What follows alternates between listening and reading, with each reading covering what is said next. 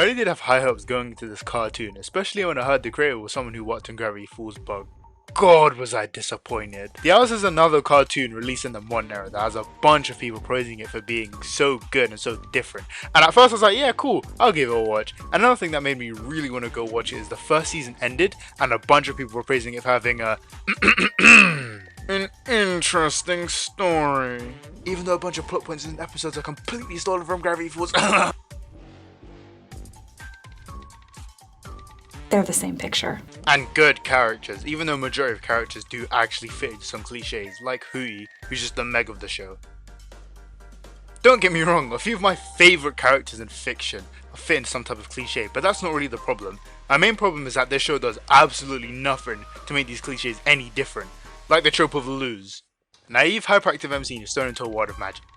Whether they get isekai'd or go to a magic school that teaches magic already. But oh no, the MC has no idea how to use magic or has no magic at all. So the MC goes to a magic school, if they're already not attending one, where they cause a bunch of trouble for their classmates and somehow manage to make a group of friends who actually still want them around.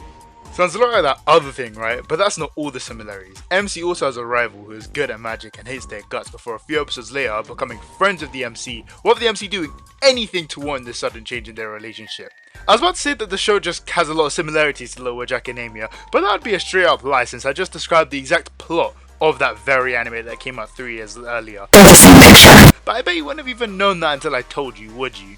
But anyway, before the script turns into a rambly mess, let's start talking about some of those amazing characters.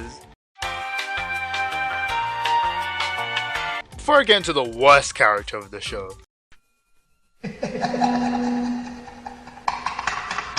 let's talk about who I thought would be the most interesting character in the whole show, Ida the Owl Lady. We find in episode 5 that she has this weird curse that's making her transform into a weird ass owl looking thing. You see, that's what they call the Owl Lady.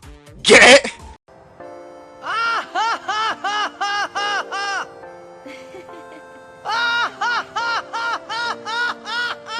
But anyway, I thought within the first season we could get some hints towards her backstory, but since the pacing of the show acts like a 21-minute episode is the equivalent to a feature-length film, we ended up finding out how she got a curse in that very season. Oh, and we'll get to the pacing later. So a TLDR version is basically that her sister Lilith decided to curse her so she wouldn't be on her A game when they were fighting, to get into a witch's coven. But it turns out the curse was permanent. Who would have seen that coming? Gasp, shock, crackle. You're probably wondering why I have a problem with this little plot point, you see. Well, it's actually quite simple. The way Ida saw her flashback makes no sense. First of all, her eyes are closed, so her seeing the memory makes absolutely no sense. Second of all, why in the second to the last episode would Lilith decide that, yeah, after 30 years of keeping the secret, I'm just gonna blurt out to win an argument? That makes perfect sense. Spoiler alert, it doesn't make sense, it's just that the show decided to go rush to something that they could have been building up for a few more seasons, but hey, again, we'll go into the pacing later. Also, she's definitely not just a Grunkle stand-up for anything. Ami! One of the most worst-handled characters in the entire show.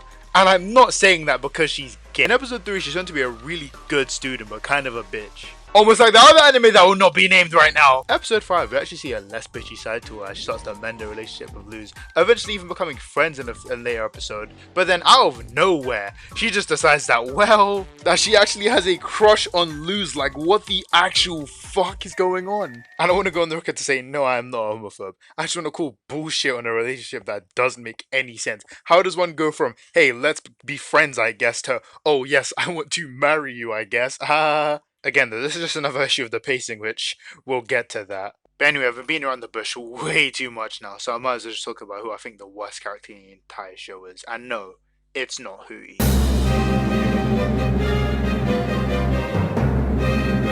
I'm finally gonna talk about why I hate Luz. Because she's a Mary. You're probably thinking, Luz, Mary Sue. No, she's the underdog. Cap. Just like Midoriya, everything just seems to go her way all the goddamn time. Here's a list, by the way. Spell circle is really key because...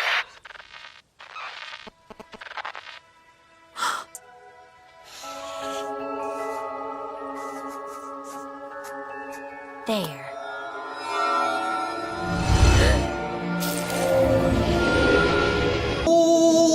It comes from something. Let me ask you, kid. Where do you think magic comes from? From the heart?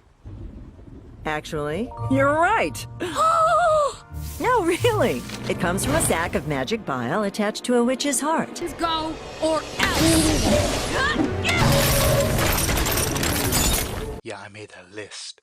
Anyway, let's just talk about my two least favorite episodes, episode 3 and episode 19. Episode 3 is my least favorite because of all the conveniences, such as Luz dropping her phone from a 10 centimeter fucking fall. It cracks, right? Takes a picture and allows her to see glyphs. Bullshit. 19. She's never ever used the witcher staff before, gets witcher staff, and is able to take out trained guards as if they are nothing. Do I need to explain why she's a Mary Sue? Oh, and that's not really the only reason why I dislike her either. In episode 19, my least favorite episode, she decides, hey, instead of going back home, to my mom, to the world I understand, to the people I've been around for 15 years, no. Instead, she chooses, yeah, I'm gonna destroy the only way I have back home. Why? It doesn't make any sense other than, oh hey, summer's over, so we gotta make sure there's a season 2 where she's still in the boiling isles. Might as well make her do something that no human being would do unless they hate their parents, and she clearly seems torn up about the fact that she's not with her mum right now, so that doesn't make any sense. Another reason why I can hate Luz, and it's fair to hate Luz. Which, hey, also happens in episode 19. All of this is just plot armor. Also, another thing that happened in episode 19 is they did the Gravity Falls from season 1. Oh, look, another Gravity Falls copy. Another way the outhouse bothers me is with the stupid world building that just doesn't make any sense. As we know, it is very clear that every witch has to join a coven and can only study one type of magic, right? That's how it's always been, since Sans from Editor decided that, yeah, that's how it's supposed to be. No mixing magic, right? No mixing magic courses, you know. Roll the clip. What's going on? What is this? Oh, this is so cool! Yeah, I'm gonna study everything!